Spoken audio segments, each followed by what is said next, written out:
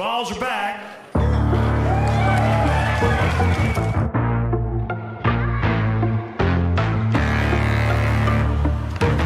Yeah.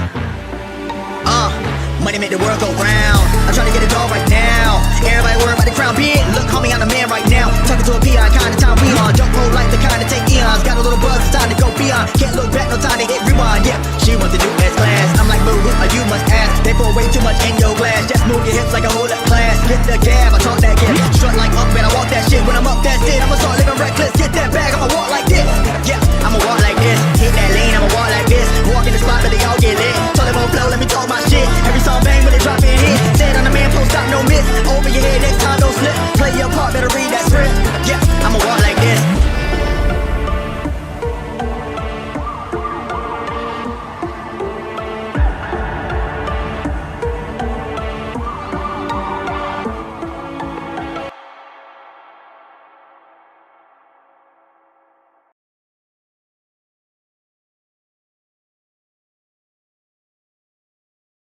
Oh boy.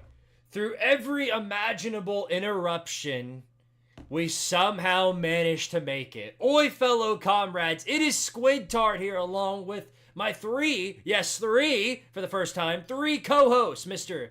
Lucas Sharp, Julio Rodriguez, and Mr. Sifs, and welcome to the 55th episode of the Vol Star Podcast. Great episode we've got for you guys today, as of course our volunteers coming off a big win, putting up 69 points, by the way, nice. But we're coming off a big win against Chattanooga, and in a week where a lot of teams looked very, very, very poopy stinky, that's a go win right there. So yeah, we'll talk about that along with everything else in a moment. How are my co-hosts doing tonight? I'm doing terrible today. Let's go. Join the rest of us. I'll tell you guys, it's been a very stressful day for me. I woke up late, so I missed my first class, and then I drove all the way to campus to go to my second class, only to figure out through email as I'm walking through the door that class was canceled. I didn't even look at my emails, and I should have. Otherwise, I would have had an hour and a half more free time to work on this college football chaos stuff. But nope, I had to be a dummy and look at the consequences. Yeah, it's been a very, very bad day for everybody. But the day's not over. There's still daylight left. This is one of the only episodes we've done here that there's actually daylight and it's not pitch black out. So, hooray. A daylight episode of the Vol Star Podcast. How about that? Julio, how are you doing tonight? I'm doing good. Yeah. We had a few technical issues before the show started, so yeah. We planned to start the show at 4, but Lucas had something to come up, and then everybody kind of took turns having something come up. We had to delay it up until 4:30, and then now here we are starting at 4:45. So yeah, great day, huh? Great day. Yeah, my thing wasn't working. I had to shut off my phone because for some reason it was saying my camera wasn't connected to my phone. I was like, how does that work? Hear that? How did your camera disconnect from your phone? Yeah. Right. It's a nightmare. It's a nightmare. But yeah, well, here we are. Of course, I'll go ahead and start this out before anything else. Of course, here on the Vol Star Podcast, we are not affiliated with the University of Tennessee.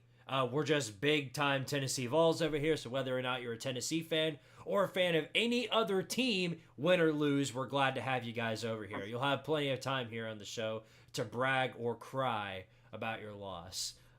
For any donations... yeah, those people included. But yeah, for anybody that feels the need to donate to the channel, for every $1 I receive in donations tonight, I'll be getting on the ground and doing one push-up. You get the idea. You've been here for long enough to know that. Even if you haven't, that's what's going on. So if you're kind enough to donate $1 through Super Chat or PayPal in the description, I'll be getting on the ground and doing one push-up per $1. So there you go. There's your incentive for donations. So yeah.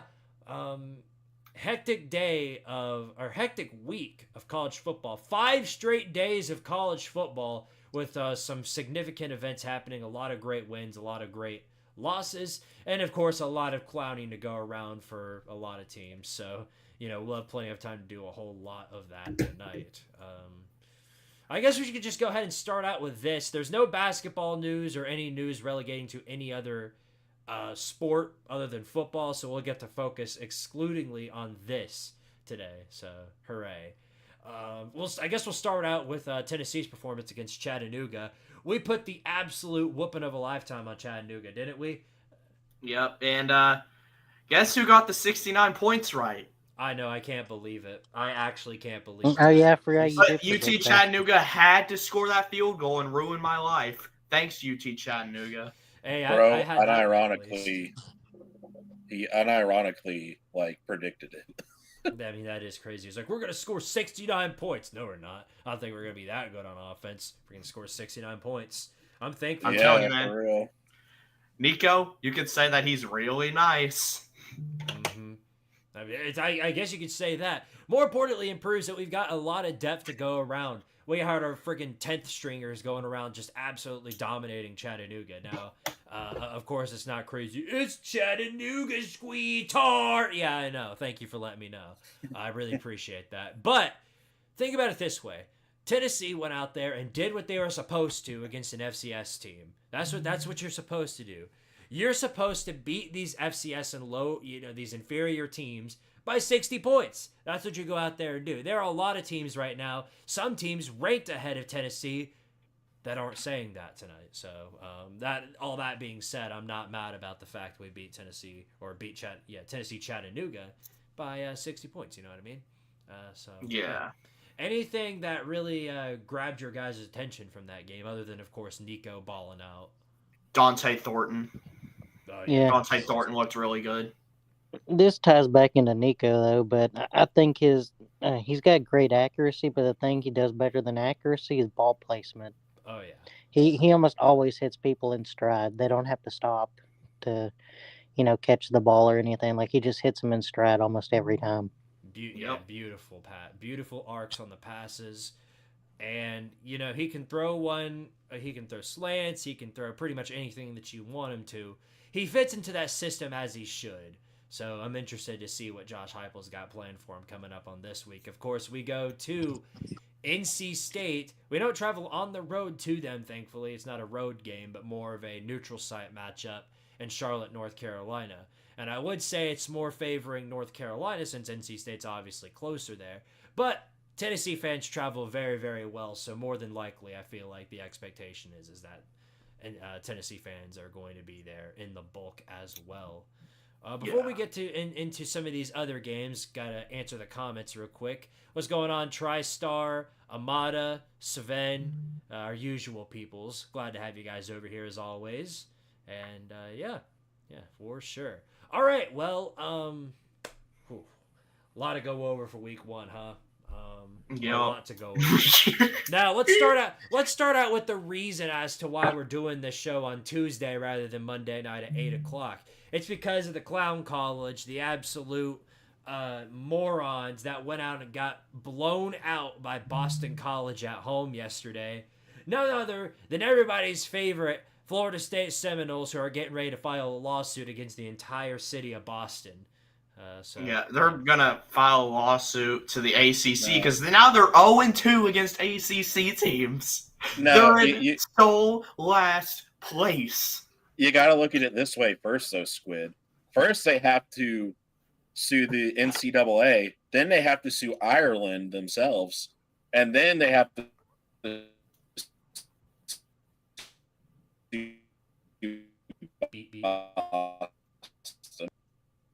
Yeah, no, they got to go in order. You're absolutely right.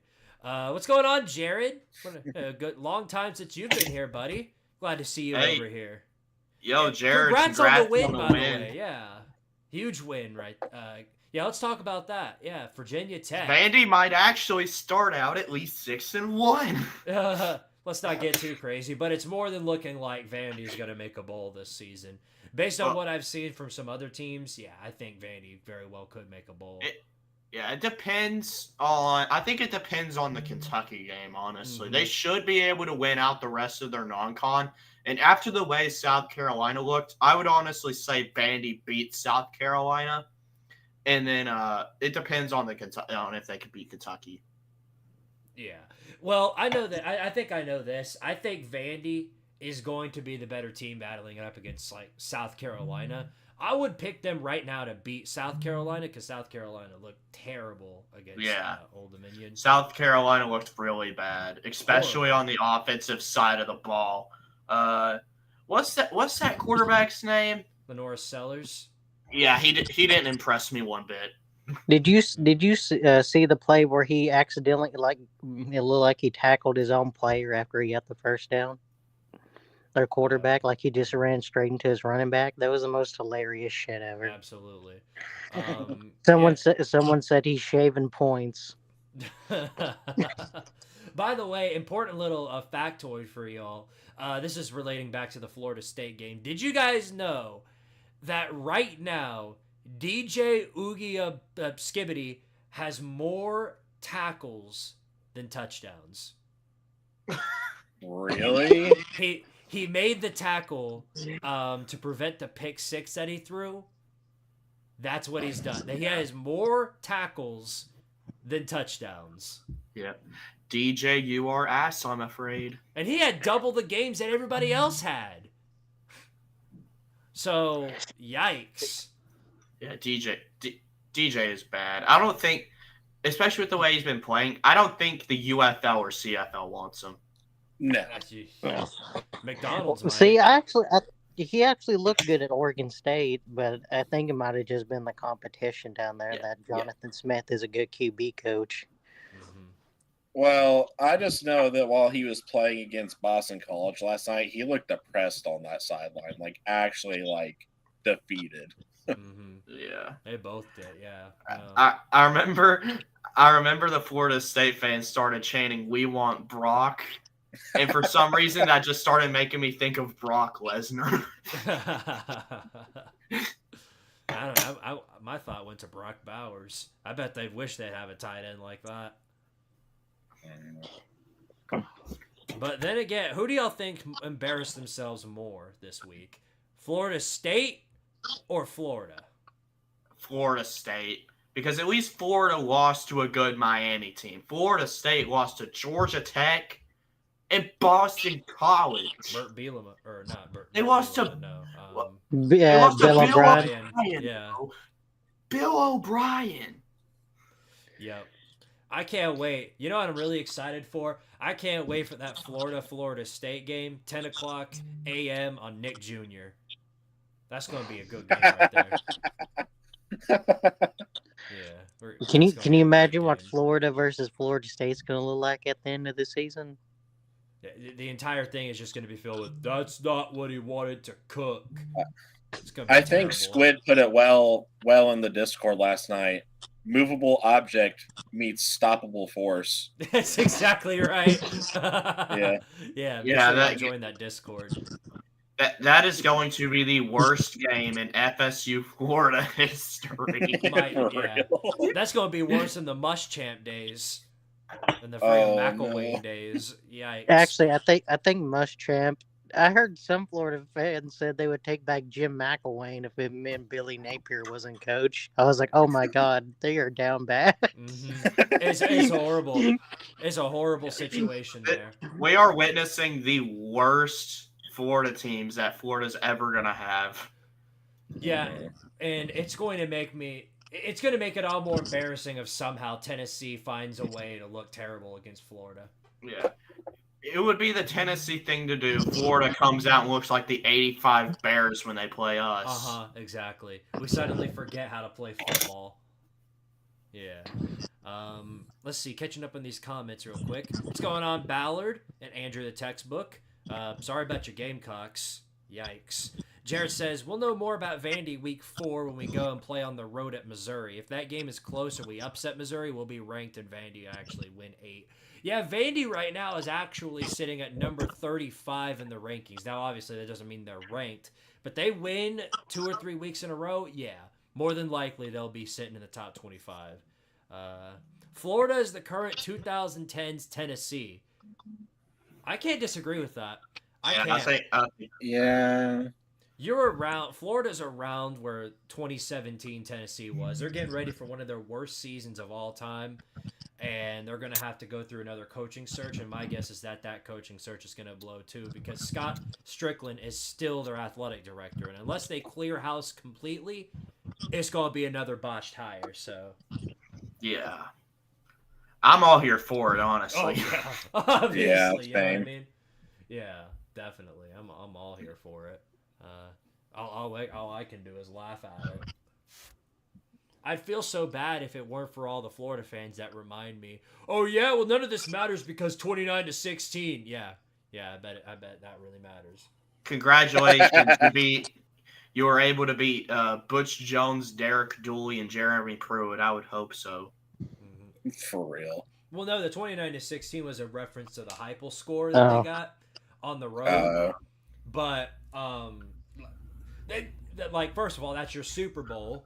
That's the only game of relevance that you've won in the Napier era. Literally, you are Florida's like 1-9 or something against their rivals, and their only win was against Tennessee. Yes, that's your Super Bowl. That might be your biggest win in the Billy Napier era, bigger than the Utah game.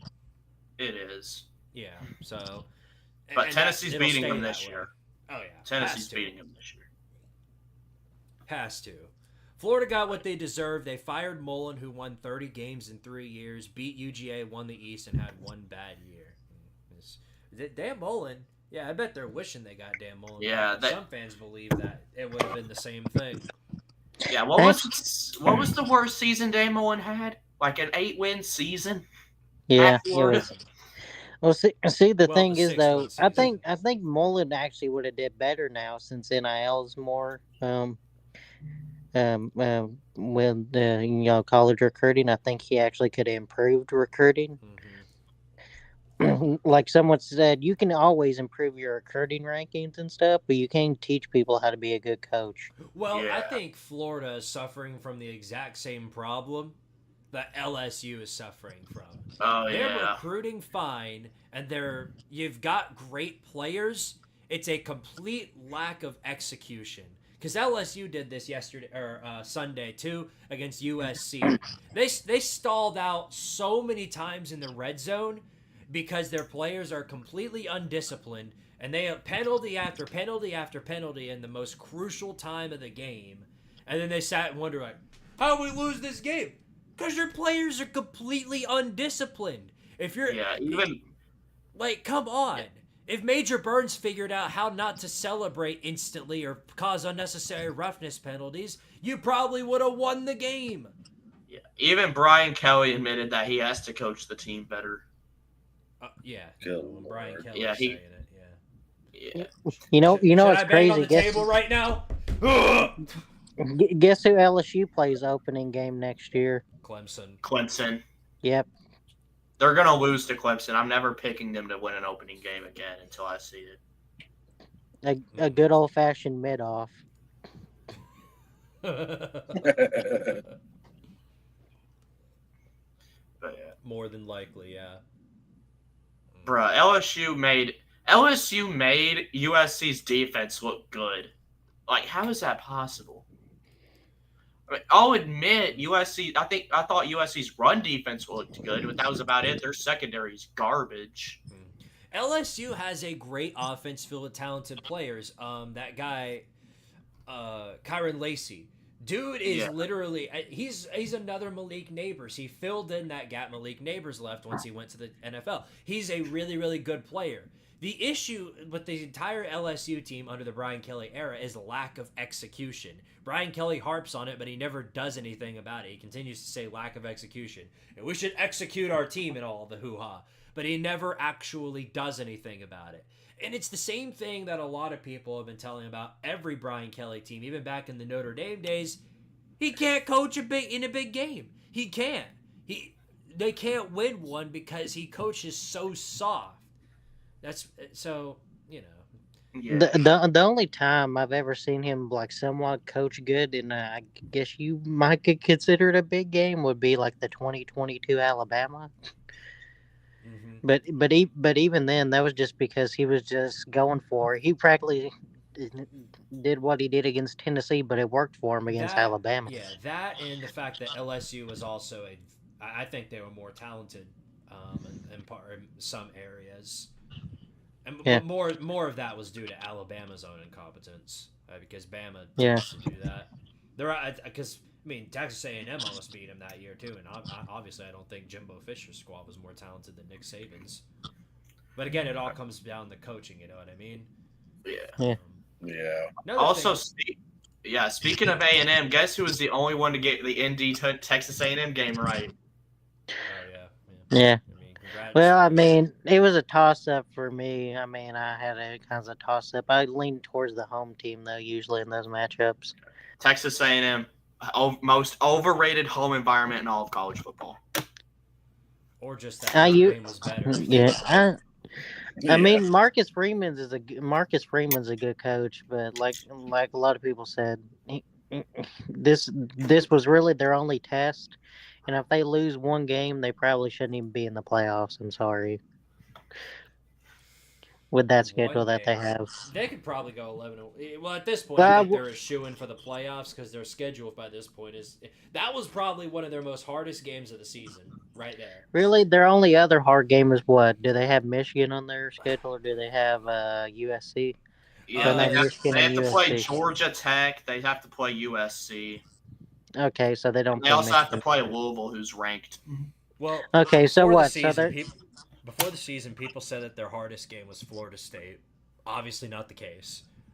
So most people switched to Texas A&M, and then they went out the rest of the season if they lose. But they yeah. won the game, so. So what their best games where they have the chance of being upset would be what, Louisville or USC. That's about it. And then also Georgia Tech. I mean, yeah, okay. So you got those three. But if they lose one of them, they might could get in. Depends on, I guess, like how ranked Georgia Tech, USC, or Georgia Tech, USC, or who was the other one? I can't remember. I just said Louisville. Mhm. So it depends on where they ranked at the time. But Right. if they lose two of those three, yeah, they're not getting in. They're not gonna. I really don't think they will. They could, but I don't think they will. I think we'll see them win both or go one. You know. No, Or all of them. I think they'll probably lose one. I think it might be like a Florida State thing. If they lose one this year and they don't Yeah. get in, they're gonna bitch about it. Yeah. Maybe, possibly. Yeah. While we're on the topic of Clemson, why don't we talk about them real quick? Dabo, is he ever going to open himself up to the idea of the transfer portal? Like ever? No. No, The answer is no. I think he's dying on the sword. The game is passing him by. Yeah. And here I was thinking that Garrett Riley was a great hire for Clemson in terms of offense. Dude can't. Well, He can't well, coach. actually, I'll Bad. say this. I think that Garrett Riley would be a good hire if they actually just let him run the offense instead of Dabo trying to get in there and insert his philosophy. Because they're not letting Garrett Riley do what he does. I think if they just let him do what he does, then I think they would be fine. But I still don't know like how good he would be because I don't think Cade Klubnik is that good of a quarterback. Yeah.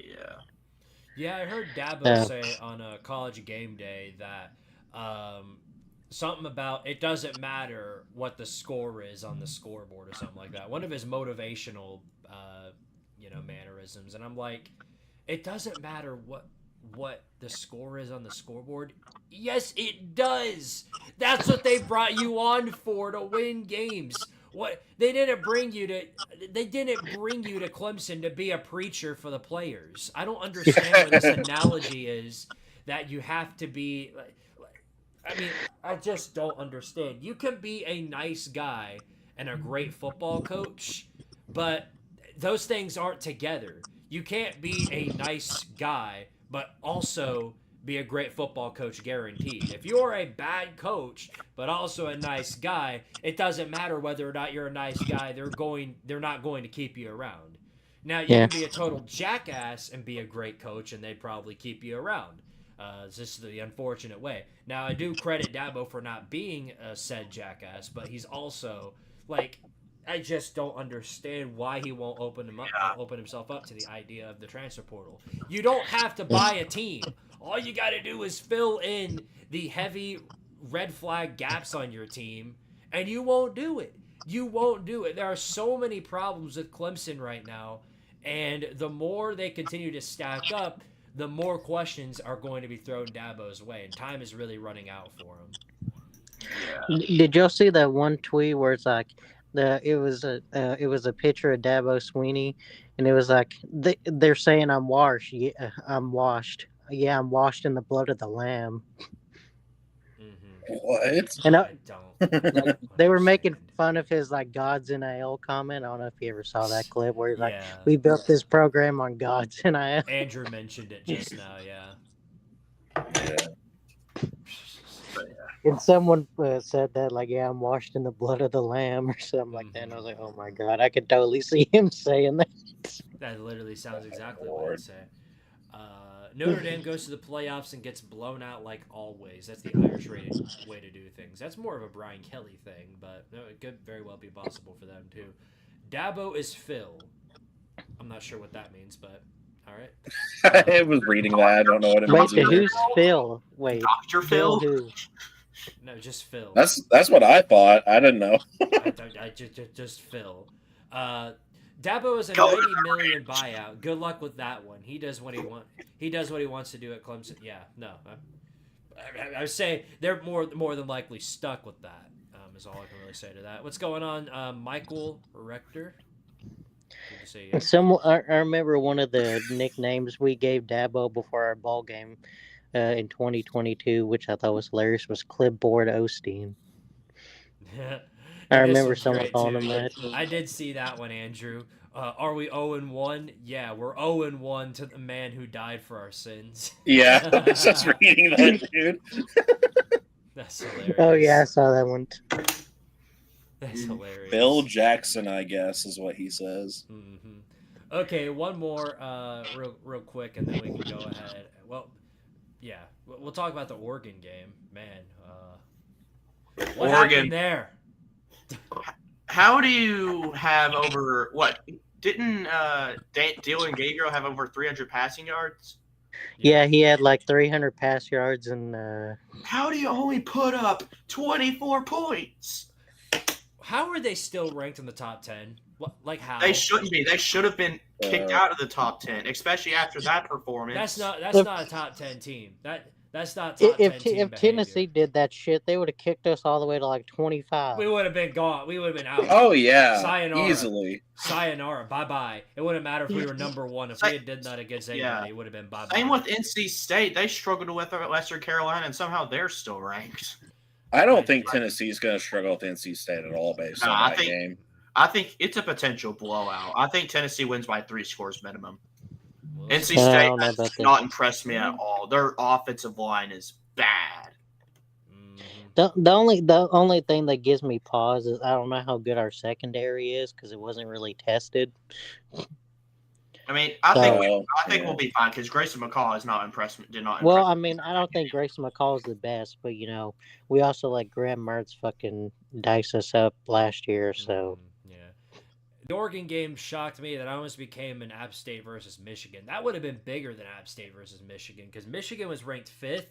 Oregon was in the top 3 and let that happen against Idaho. They were literally one bad throw away from losing that game. Well, I will say this, Appalachian State at the time, a lot of people forget Appalachian State was like the cream of the crop of the FCS at the time. They had won like 3 straight national titles. Yeah, and Idaho ain't doing that. So, they are like a top 10 program in FCS. They're a respectable program in FCS, but no reason to compete with the Ducks, a top 3 team in college football. If that would have been North Dakota or South Dakota State they were facing, they would have got their ass blown out. Oh, for sure. If they were playing any Power 5 team, it would have been over ages ago. Oh yeah, and I was just saying, like, had they played North Dakota State or South Dakota State, the top two teams in that FCS, uh, Oregon would have lost that game. I'm sorry Heck, to even tell them that. if they would have even played Montana State. Yeah, you want to know who Yeah. did play North Dakota State though? Colorado, and oh boy, did they look ugly.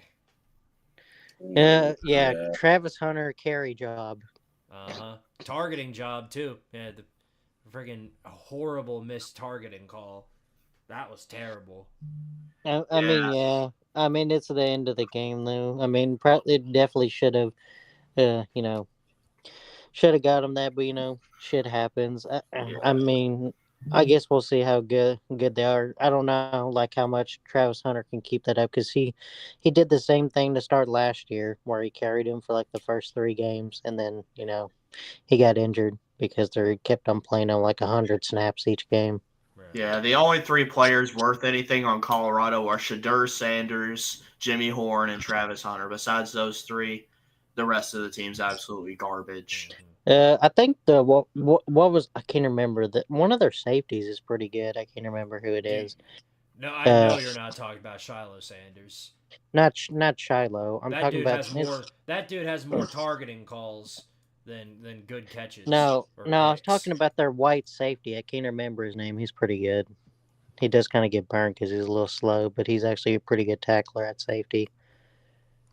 I can't remember his name off the top of my head. I just know he's white and plays safety there. Well, yeah, 2 key things to name, I guess. Yeah. I can't remember his name off the top of my head right now because I don't have it in front of me. You're good. But I thought I thought he played pretty well. But yeah, Shiloh Sanders. Someone said the Shiloh Sanders guide to tackling, which is just literally just push them out of bounds or hit them out of bounds after they've already run out of bounds. Right, exactly. Julio, I assume you're talking about Savion Riley. Yeah, I think that's his name. He wasn't too bad, yeah. But yeah, everything else on that team is just Shiloh Sanders has got to be one of the worst tackling corners. He definitely takes after his dad when it comes to tackling. Yeah, I oh my gosh, who's gonna draft him? Because I've got a feeling somebody is gonna draft him. But like that would be, I can't even imagine. I can't even, like, oh boy. The Saints will draft him. Nah. Yeah. The Saints. If there's any concern for the Saints, I guarantee you it ain't the defensive side. I'll tell you that much. I could definitely see the Cowboys drafting him because you know how good he is.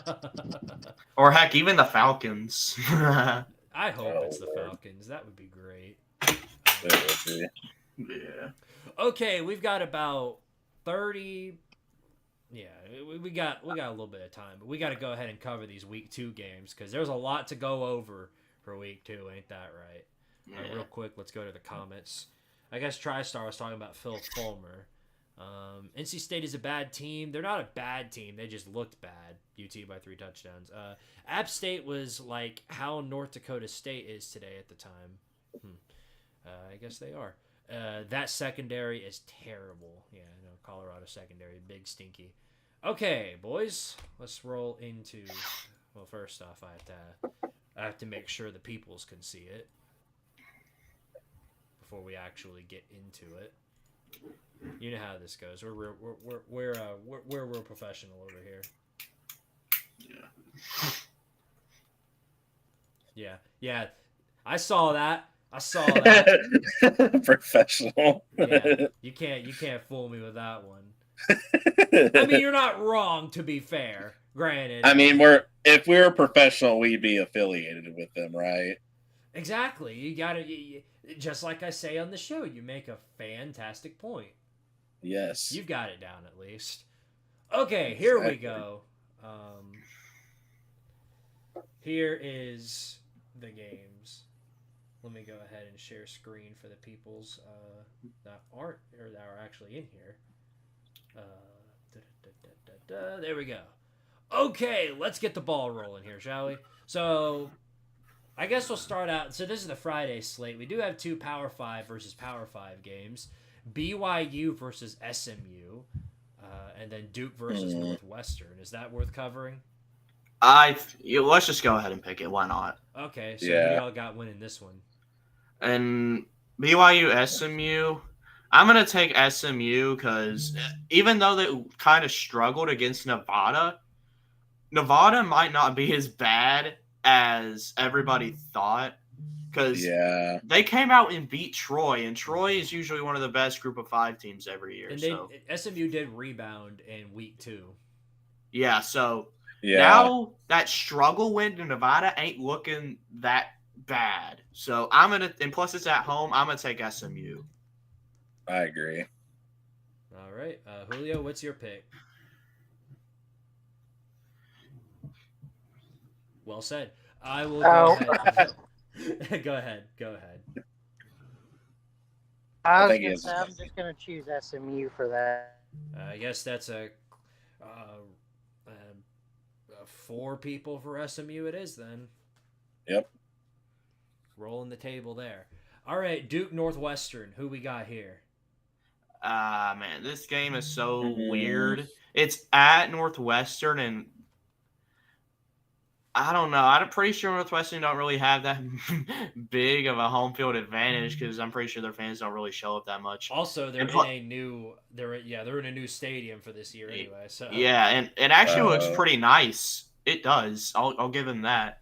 I don't know. Duke kind of struggled against Elon, but they picked up the pace in the second half and blew them out. And Northwestern struggled to beat some MAC team, I believe.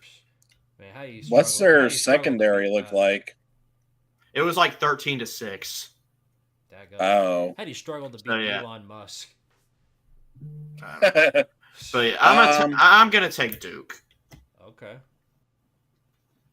Sifs, but I could see this game going either way. Yeah, I'm kind of in the same boat right now, but just based off what you said about their secondary and how they performed, I'm probably going to have to pick Duke on this one, honestly. Okay. I'm going to go Northwestern. I think, they didn't undergo a coaching change over the course of the offseason like Duke did, so they've gotten a lot more time to adjust to their system. I think I'm going to stick with Northwestern. Julio? Yeah, I'm taking Northwestern. All right, 2 for 2 on that one. Yeah. Okay, here we go. This is a great one. We didn't talk about Michigan from week 1, but yeah, they had a struggle fest against Fresno State. I mean, they really struggled bad. Yeah. Their offense not good. Now Texas is coming to town. How do we expect this one to go? Texas wins kind of easily. Okay. Honestly, I was just looking at the scores of the Texas game and the Oklahoma game, and not that they played each other yet, just separately. And I'm honestly thinking that Texas's offense looks pretty good. I mean, they came out shooting, they came out swinging. Exactly. Yeah, so, Texas looked really good. Yeah, they did. So all that to say, I think the Red River game for one's going to look really good, and I definitely think Texas is going to win this game against Michigan. Where will we? Yes. It's actually the Red River shootout, but I think Texas wins this. Yeah, and I'm picking Texas too because I haven't seen anything from Michigan that impressed me, and I picked Texas in the offseason, and after what I've seen from both teams, I'm definitely picking them now because Michigan's quarterback situation, until that gets under control, I don't know what to say. And Texas has been good stopping the run. And Michigan's run game is non-existent, which is completely different from what I've seen in years prior. So, I don't know. Maybe you can get Connor Stallions back. But yeah, give me the Longhorns. All right, this is a good one here. Arkansas going into Stillwater to play Oklahoma State. I'm excited about this one. What do y'all think is going to happen? Arkansas, they got themselves a pretty nice win, 70-0 over Arkansas Pine Bluff. But I mean, Arkansas did look good, but I'm pretty sure Arkansas Pine Bluff is supposed to be one of the worst teams in all of D1 football this year. And Oklahoma State offense looked really good against South Dakota State. Their defense apparently did not. I'm going to take Oklahoma State because it's at home, and I do think Oklahoma State is the better team. Ollie Gordon should be able to run all over Arkansas, I would think. So I'm going to take Oklahoma State. All right. Sifs, what about you? So my take on it is looking at both of the team's stats right now, based on their first games, of course. Honestly, they both look really similar. And so it's kind of hard to differentiate how they're going to play against each other right now until they play the game, of course. But honestly, if you all are saying that the secondary didn't look that good for Oklahoma State, is that what I heard? I heard that the defense didn't look good. Yeah, that's what I was trying to say. Honestly, I think Arkansas might have a chance at beating them. Okay, so I think it might be an upset. Oh, okay. Oh, you're taking Arkansas? Yeah. Wow. Biggies. Okay, well, I'm gonna go Oklahoma State. I think they win this one fairly easily. I'm a big believer in Ollie Gordon. I think he's the best running back right now in college. And Oklahoma State, while of course I do think their defense had its fair share of issues, I just don't see Arkansas taking too much of an advantage on that. You can't. This is the difficulty with a lot of these FCS versus Power 5 team games where they put up 70-something points.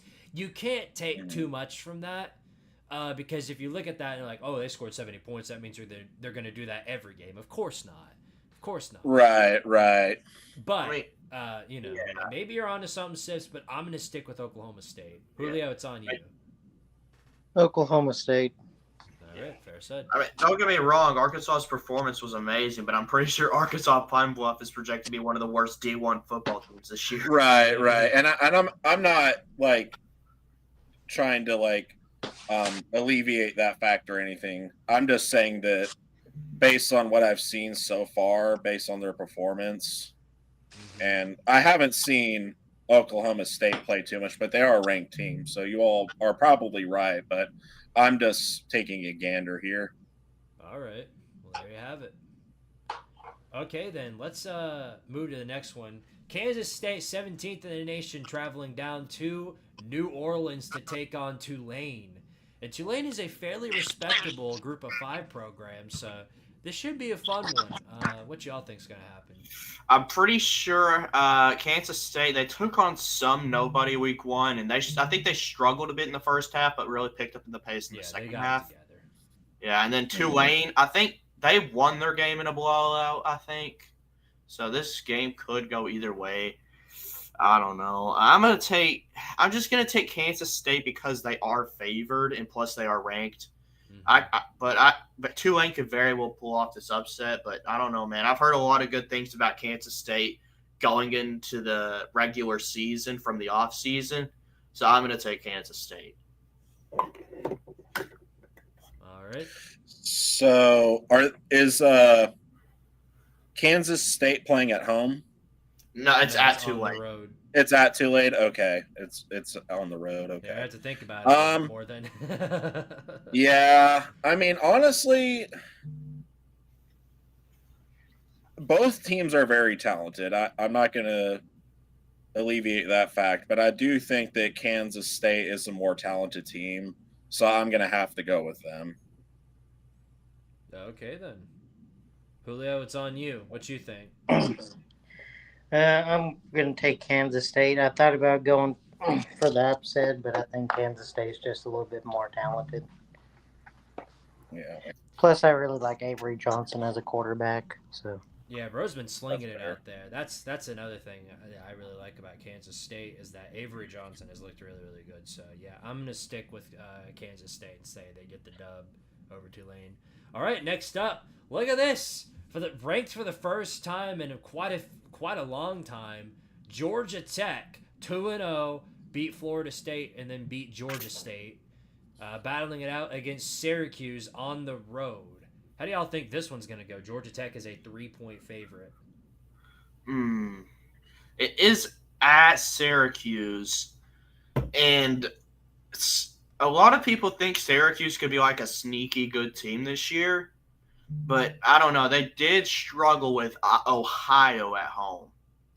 And Georgia Tech, they did struggle with Georgia State a little bit, but I thought, in my opinion, they picked up the pace in that game.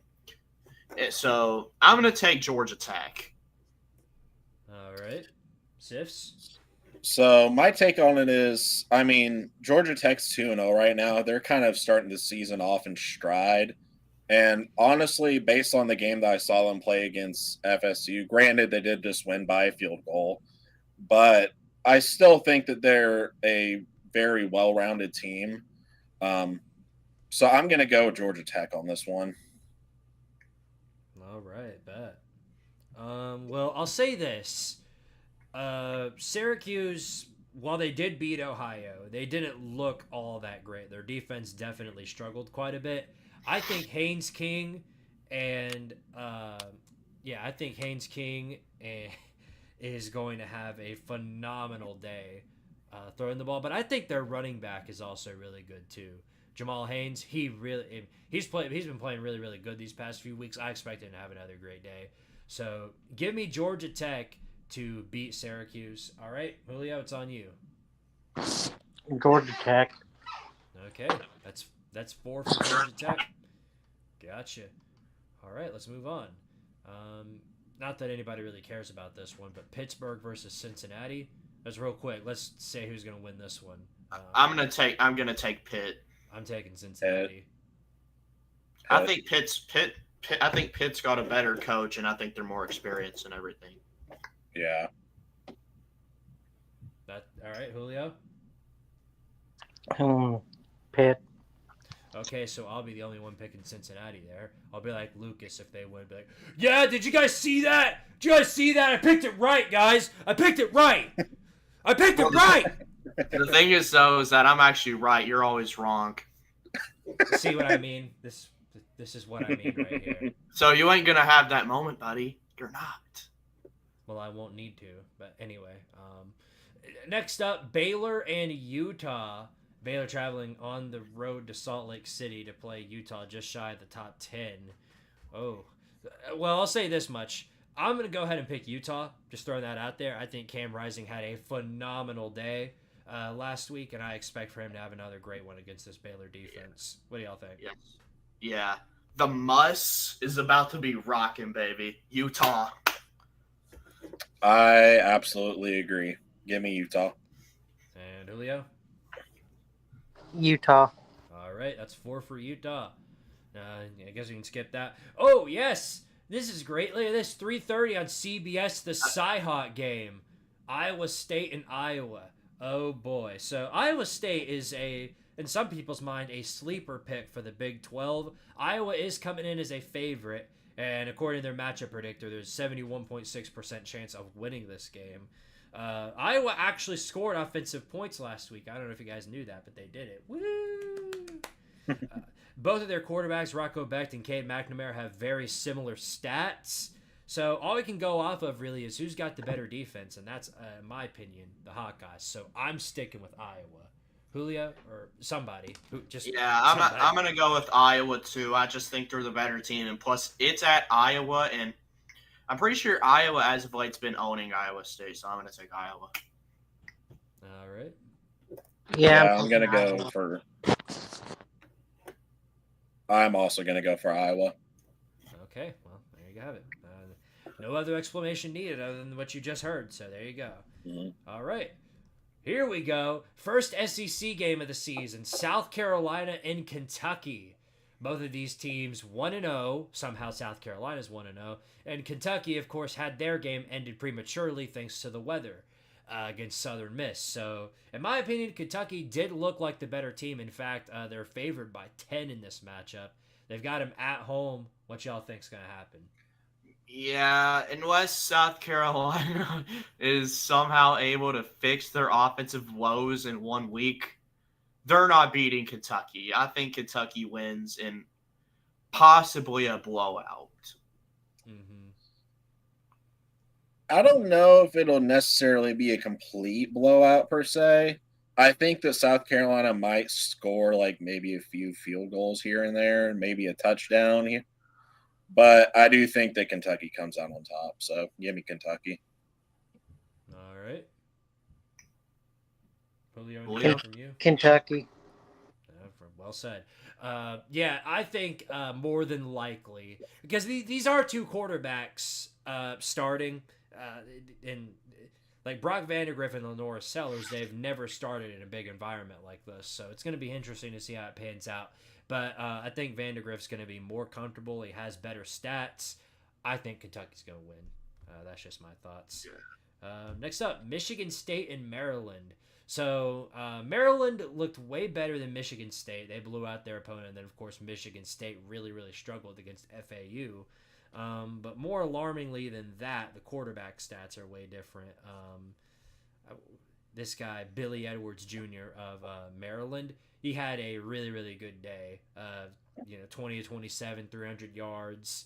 Yeah, he had a really good day. Meanwhile, Aiden Childs of Michigan State, 10 of 24, 114 yards, 2 interceptions, no touchdowns. I think those stats tell you everything. Give me Maryland. Yeah, I'm going to go Maryland as well. I think Maryland right now just has the better coaching staff and the better roster. And plus, it's at home. I'm going to go with Maryland. I think all the points you all made are very well said, so give me Maryland. Yeah, same thing, Maryland. Okie dokie then. Let's see what's next up on the list here. All right, we can quickly go through this one for funsies. Marshall and Virginia Tech. Marshall is a 19.5-point underdog, but Virginia Tech did just come off a loss to Vandy. So you think Vandy beats them twice, or does Virginia Tech come up on top? I think Virginia Tech rebounds. So I'm just going to throw this out there. My second favorite team is Virginia Tech, but I'm picking Marshall. I think that Virginia Tech looked completely terrible against Vandy. Even though they scored a few touchdowns, I can't forgive them for that. I think Marshall's going to come out on top. Wow. That's my upset pick as well. I'm going to take Marshall here and say that they go on and beat Virginia Tech. Kyron Drones is going to have a lot of yards, I think, in the game. I think this could end up being very well a shootout. That's my expectation. But I'm going to take Marshall to get out, just get out the dub by that much. Yeah, I'm taking Virginia Tech. Yeah, I was thinking about taking Marshall, but then I remember like the Florida-Miami game. I was originally going to take Florida, but then everybody started picking Florida instead of Miami. And I was like, all right, I'm going to switch my pick from Miami to Florida. Well, it's 2 for 2, so, it's even. So, just stick with your pick. Just keep your vote. We're probably going to be wrong. All right, coming up next, here's one. I don't really feel like covering much of this, so I guess we'll just say who wins. Alabama, South Florida, Alex Golish going on the road into Bryant-Denny Stadium. We all remember the absolute kerfuffle that was the last game, but Alabama coming in as a 31-point favorite. Who do y'all got winning? Am I allowed to pick against the spread? If you want to go ahead, but you just got to pick who wins outright. All right, I think Alabama wins outright, but you know what? Give me South Florida against the spread. They cover the 31 by some miracle. Okay. Give me Bama to win the game. All right. Julio? Same thing as Lucas. Oh, you think South Florida covers? Yeah. All right. Let's go. Well, I do think Bama wins, but I also don't think they cover. I'm rooting for Golish to beat Alabama again. We'll see how it goes, though. All right, here's one. Kansas, number 19 in the nation, going on the road to play Illinois. And Luke Altmaier had a great game, and I think Burt Bielema is getting Illinois to at least being a respectable program in the Big Ten. Obviously, it's going to take quite a bit more time, but I think they're on the right track. We'll see, though. But, yeah, Kansas coming to town. They're favored by 5. Who y'all got? I got Rock Chalk Jayhawk, baby. I think Kansas right now, I think they got it going. Jalen Daniels is playing pretty good. I think that also Kansas has got the better coaching staff. I mean, nothing against Brett Bielema.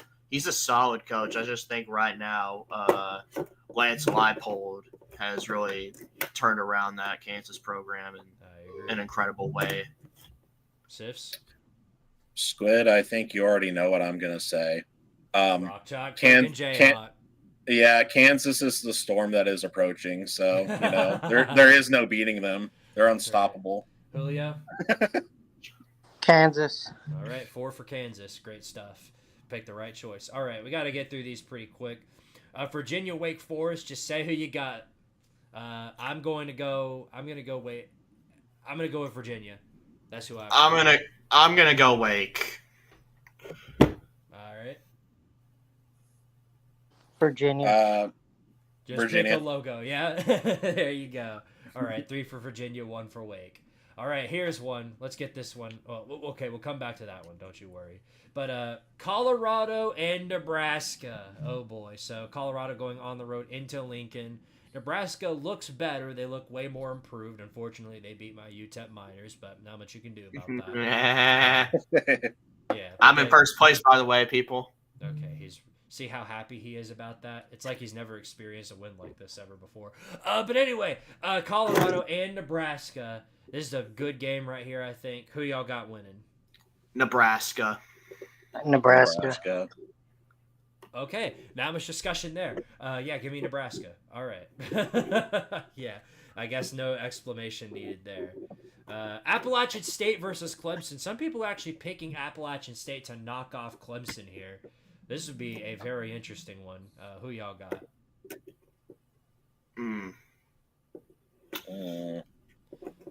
You know what? For funsies, go ahead and give me App State. Okay. Yep, that's what I'm saying. Yep, give me App State. This is going to be my upset for the week. I'm going to join the upset train. Give me App. Are we really about to go 4 for 4 against Clemson? Yes. Let's do it. Wow, that's crazy. Yeah. Wait, what's going to happen? Some Clemson fans is going to find this and clip this and post it on their Twitter account? Probably. And if they do, I'll just say shout out to the Vol Star podcast. So we at least know what we're doing here. Oh, by the way, 31-14. Okay. Yeah, so we got, no point in covering that. We already know what's going to happen there. Boise State and Oregon. Oregon, a 19-point favorite. Just say who you got. I'm picking Oregon. I'm going with Oregon. I think they rebound, even though Boise State looked pretty good. All right. Oregon. I think I'll take Oregon. I think they just had a rough week 1. I think they overlooked Idaho. And give me the Ducks as well. All right. Texas Tech and Washington State. I'm picking Washington State off the bat. From what I've seen from Texas Tech, you go into overtime with Abilene Christian. You aren't winning many more games after that. So give me the Cougars. Yeah, Washington State looked like the more impressive team in week 1. Give me Washington State. And I absolutely agree. Give me Washington State. Same thing, Washington State. Right. Okay, and that'll lead us to Mississippi State and Arizona State. Mississippi State traveling on the road. They're playing at 10:30 at night. They're going to be up until 2 in the morning watching this game, or at least the fans in the East time zone are. Who y'all got winning? I'm going to take Arizona State. I'm going to do the same, honestly. Arizona State here. Yeah, I think I'm going to take Arizona State since they have the coach longer. Okay, 4 for 4 there. All right, and then finally, let's scroll back up here and get straight to the meat of our show to wrap things up. Tennessee, number 14 in the nation, playing number 24, NC State. This game, of course, the Duke's Mayo Classic, being played in Charlotte, North Carolina. So my expectation is that Tennessee fans are going to travel well for this one. Tennessee coming in as a 4-point favorite in this game, and that's probably going to bump up much, much further to a 7-point favorite based on the performance of both teams. Tennessee State, of course, obliterated Chattanooga, and NC State had their poopy show against against Western Carolina. So all the signs are really pointing to a big win for Tennessee. You look at the matchup predictor, obviously they think Tennessee's winning this one handily. So I'll leave it to you guys. We'll start with Lucas and then just go down, and then I'll give my pick. Who y'all All got right. winning and why? All right, so for NC State, I watched them in their game against Western Carolina. I did not think the offensive line looked good, especially run blocking. Western Carolina was able to just go right through there and get right to the running back and bring him down, which is usually what Tennessee's defense has been pretty good at for the last few years, is stopping the run. They've usually been a pretty top 20. They've been a top 25 run defense for quite some time now. So that means NC State's going to have to find a way to beat Tennessee through the air with Grayson McCall, which I don't think they're going to find a way to be able to do that for the majority of the game. So obviously, I think Tennessee wins, and it's a potential blowout. To add on to that, I think that Nico looked really good. And like you all were saying earlier, he threw passes at like so many different angles, so many different arcs. I mean, he is really just a very great ball handler, and I think that Tennessee comes out on top. All right, Julio. I think we win. I think it's what's the spread? Right now it looks like I think it was 7.5 for Tennessee the last time I checked, or it's 8. Now it's up to 8. Yeah, Okay, I would so- hammer that. Hammer that. I think we'll win by like 2 touchdowns. I think I would take us at least by 2 touchdowns, at least 10. Yeah, and your dogs agree. All right, well, that'll leave it up to me. And yes, shocker here. I do think Tennessee wins this game, and I think they win it pretty handily. I think the Vols go out and dominate, prove to NC State that the ACC is far inferior to the SEC. I think Dylan Sampson has a field day with that defensive line. And I think more than likely James Pierce Jr. is going to absolutely annihilate that offensive line. That's the main concern for NC State in this game, is the offensive line looked absolutely terrible against Western Carolina. And if you weren't even able to cover that, good luck against Tennessee's defensive line. That's all I'm going to say. So finally, we're going to go around the table and we're going to give our score predictions for the game. Lucas, actually, no, you know what? I'll do the reverse since I don't want to put you on the spotlight just yet. So Julio, we'll go with you and then just go up the list. What's your score prediction? Crickets. Is 0-0? Oh, sorry. I forgot my thing was muted. You're good. 38-24, Tennessee wins. All right. Shoot, put me on the spot here. Like 40-30 something, I think. All right, Lucas. Man, it would be so amazing if I was able to get back-to-back weeks that I get the exact number of Tennessee points scored. Yeah, I don't think I'm they'll score obvious- 69 again in this game. They're not. They're not. I'm going to be realistic here. They're not scoring 69 again. That was pure luck that I got that right. I think Tennessee puts up at least 40. I'm going to say Tennessee wins 45 to, I'll say 21. All right. Okay. Sifs, I got to take it back to you for a second. What was your score prediction? 40 to 30? It was I wasn't very specific. Yeah. I said 40 something to 30 something. I'll go like 45 to, I don't know, 32 or something like that. Okay, well, that leaves it up to me. Where do I go with this? My score prediction for this game, I'm going to go with 48-17. That's my score prediction for this game. Wow, you think we're going to win by 31 points? I think it is a marginally close game at half, and then by the third and fourth quarter, Tennessee just starts hammering them. They start to lose their grasp, and I think Tennessee goes out there and just starts running up that score, whether it's through pick sixes or whatever. I think they just start dominating. So that's my take on it. So 48 17. That's my final score. We'll see how she goes, though. But yeah, that's going to wrap it up here for the Vol-Star podcast. Another great episode, by the way. Look at us. Look at us.